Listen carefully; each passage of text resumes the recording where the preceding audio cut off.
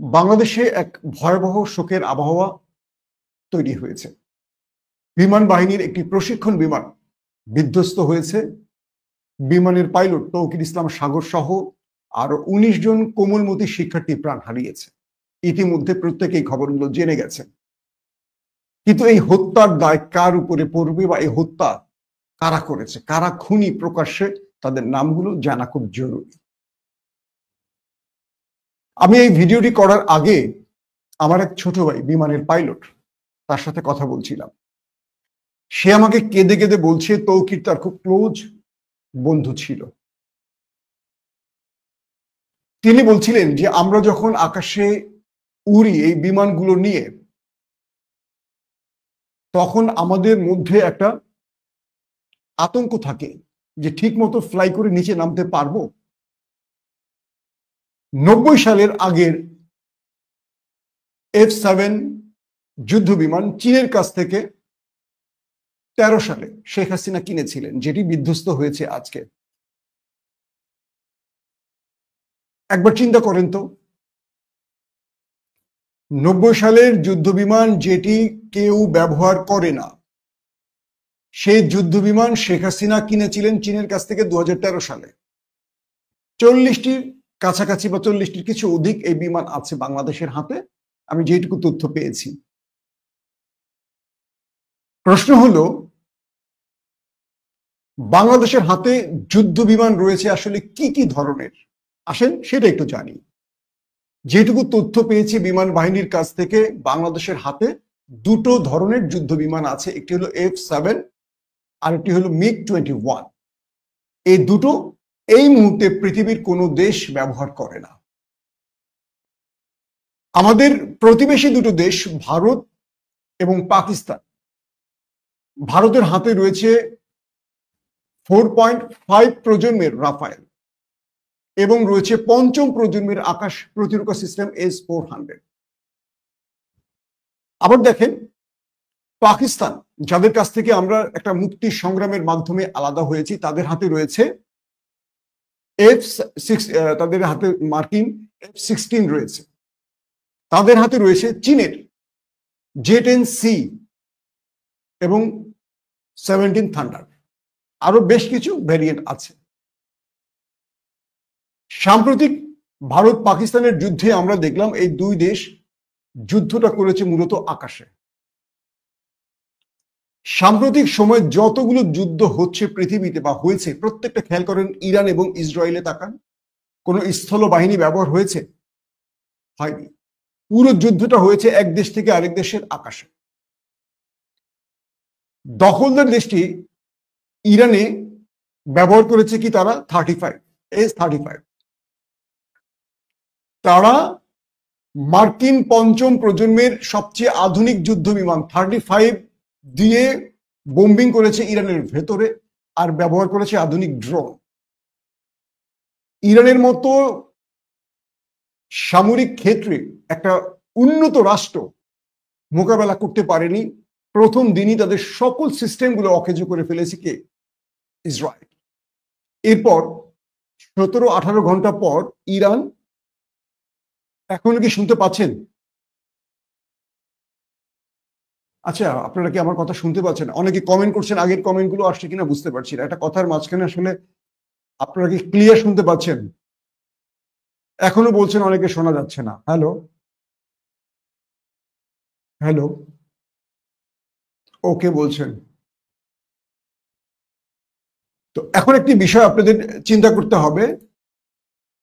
আমি আবার হ্যালো, হ্যাঁ, আমি তো এখানে সিগন্যাল পাচ্ছি যে আপনারা শুনতে পাচ্ছেন।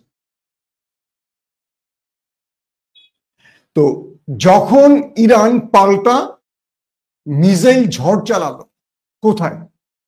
দখলদার দেশটির উপর। আমরা দেখলাম দখলদার তছনছ হয়ে গেল, লন্ডভন্ড হয়ে গেল। ইরান বুঝতে পারলো এই ১২ দিনের যুদ্ধে যে তাদের কাছে আধুনিক যুদ্ধ বিমানের অভাব আছে, অর্থাৎ পঞ্চম প্রজন্মের যে যুদ্ধ বিমান, এগুলোর অভাব আছে। আর সেটা হারে হারে টের পেল যুদ্ধের ১২ দিন পরে। ইরান দৌড়ে চলে গেল চীনে গিয়ে বলল, বাবা আমার আর কোনো রক্ষা নাই, দ্রুত আমাকে দাও। সঙ্গে সঙ্গে J-10C চুক্তি করে নিয়ে আসলো এবং আকাশ প্রতিরক্ষা সিস্টেম তারা নিয়ে আসলো চীনের কাছ থেকে কয়েকদিনের মধ্যে। আজকে যদি বাংলাদেশ এবং মায়ানমারের মধ্যে যুদ্ধ বাদে আমাকে বিমান বাহিনীর একজন ঊর্ধ্বতন কর্তৃপক্ষ বলছেন 10 মিনিট বাংলাদেশ মায়ানমারের সাথে টিকবে না আকাশে, আবারও বলছি আকাশে, কারণ বাংলাদেশের কাছে ধ্বজবঙ্গ ভাঙ্গারির দুটো যুদ্ধ বিমান আছে, মানে দু ধরনের F7 MiG-21, যে দুটো এই মুহূর্তে আকাশে উড়ে নিজে ঠিক মতো নামতে পারবে কিনা সন্দেহ, তারা যাবে যুদ্ধ করতে। এখন প্রশ্ন করেন নিজেকে, 54 বছর এই বাংলাদেশকে আমাদের রাজনীতিকরা কি উপহার দিয়েছে? 54 বছর ধরে এই দেশে আমাদের রাজনীতিবিদরা আমাদের একটা জিনিস উপহার দিয়েছেন, তার নাম চেতনা। প্রত্যেকটা রাজনীতিবিদদের ধরে কাপড় খোলে পিছন দিয়ে এই চেতনা যদি ঢুকিয়ে দিতে পারে, এই দেশ ঠিক হবে। আজকের পর থেকে যারা রাস্তায় কোনো চেতনা ওড়াবে, 71 দিয়ে 72 দিয়ে 74 দিয়ে রাজাকার দিয়ে এই দিয়ে সেই দিয়ে রাজনীতি করবে, আগে তাদের ধরবেন, পেছন দিকে চেতনা দিয়ে দেবে যে 54 বছর তোমরা এই রাষ্ট্রকে কি দিয়েছো, তোমরাই তো ক্ষমতায় ছিলে, তাই না? শেখ হাসিনা তার বাবার জন্য আর তার নিজের জন্য কি পরিমাণ টাকা ব্যয় করেছেন, একটা ছোট্ট ফেরিস্তি আপনাদের দেই। শোনেন, মুজিব ভাস্কর্য ও মুরাল নির্মাণ করেছে শেখ হাসিনা প্রায় 1000 কোটি টাকার উপরে খরচ করেছে, কাগজে কলমে 1000 কোটি টাকার। এটার আরো অনেক বৃদ্ধি, মানে এটা আরো অনেক বেশি। রাষ্ট্রের চুরির জায়গা তো আছে, খেয়াল করবেন। মুজিব ভাস্কর্য ও মুরাল নির্মাণে 1000 কোটি টাকা ব্যয় করেছেন আপনাদের প্রিয় নেত্রী শেখ হাসিনা। মুজিব কর্নার, মানে সব অফিস আদালতে প্রতিষ্ঠান জুড়ে যে মুজিব কর্নার তৈরি করেছেন, এখানে তিনি ব্যয় করেছেন 300 থেকে 500 কোটি টাকা। এবং পুরো 1 বছর ধরে মুজিব বর্ষ উদযাপন হয়েছে না বাংলাদেশে, মনে আছে আপনাদের? সেখানে 1200 কোটি টাকা ব্যয় করেছেন তিনি। প্রধানমন্ত্রীর উদ্বোধন অনুষ্ঠানে ব্যয় করা হয়েছে প্রায় 100 কোটি টাকা। এবং বিভিন্ন সময় এই উদ্বোধন অনুষ্ঠান রাষ্ট্রের বিভিন্ন ক্ষেত্রে আরো 50 কোটি টাকা ব্যয় করা হয়েছে। সরকারি কর্মকর্তা মন্ত্রীদের বিদেশ সফর বছরে 500 কোটি টাকা ব্যয় করা হয়েছে। ওই যে মন্ত্রীরা বিদেশে গেছে না, খিচুড়ি রান্নার প্রশিক্ষণ, ঘাস চাষের প্রশিক্ষণ, এদের জন্য 500 কোটি টাকা ব্যয় করা হয়েছে। এবং বালিশ কেলেঙ্কারি থেকে শুরু করে বিভিন্ন, মনে আছে আপনাদের, 200 টাকার বালিশ কিনেছেন তারা কয়েক লক্ষ টাকা দিয়ে, এগুলো করে তারা আরো 50 কোটি টাকা লোপাট করেছে। রূপপুর পারমাণবিক প্রকল্পে লুট করা হয়েছে 11,000। দেখেন এই সংখ্যাটা কত বড় যে আমার বলতে সময় লাগতেছে।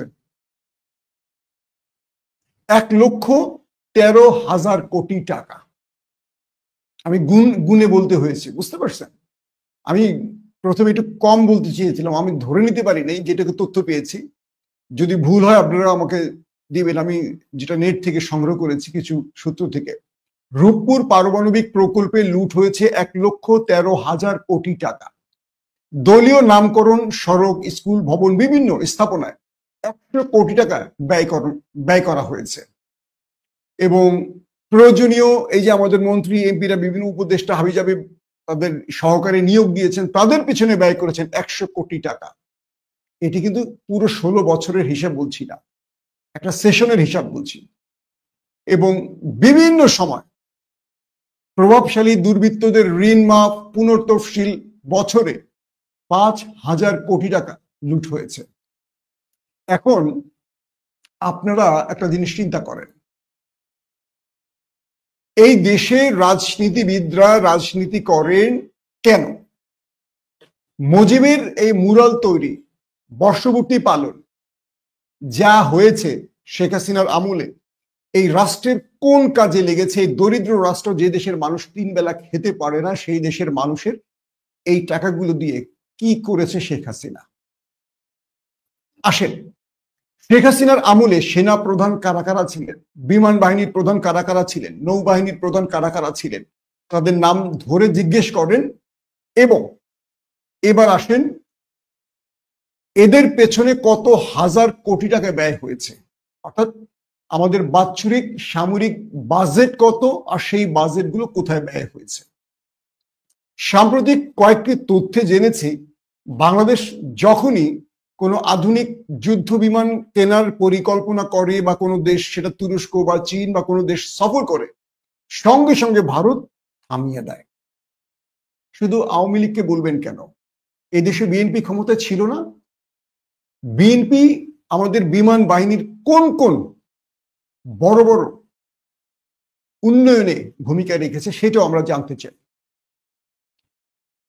প্রশ্ন হলো, যে সামরিক বাজেট তৈরি হয় এই বাজেটের টাকাগুলো কোথায় যায়? কারণ আমাদের সেনা অফিসাররা তো তারা কন্ট্রাক্টর, তারা এখন রিয়েল এস্টেটের ব্যবসা করছেন, পুরো ক্যান্টনমেন্টের ডোবা ডাবা সব ভরে এখন তারা বিল্ডিং বানাচ্ছেন। তারা তো যুদ্ধ করবেন না, তাদের যুদ্ধের প্রয়োজন নেই। পুরো দেশটা আমাদের শত্রুদের হাতে জিম্মায় রেখে তারা তাদের পকেট ভরেছেন সন্তানদের জন্য, নিজেদের জন্য। এই যে ছোট্ট একটা বিষয় বলি আপনাদের, রাষ্ট্রের 1 টাকা লুট আর একজন ব্যক্তির 1 টাকা লুটের পার্থক্য কি বোঝেন আমাদের দুর্নীতিবাজরা?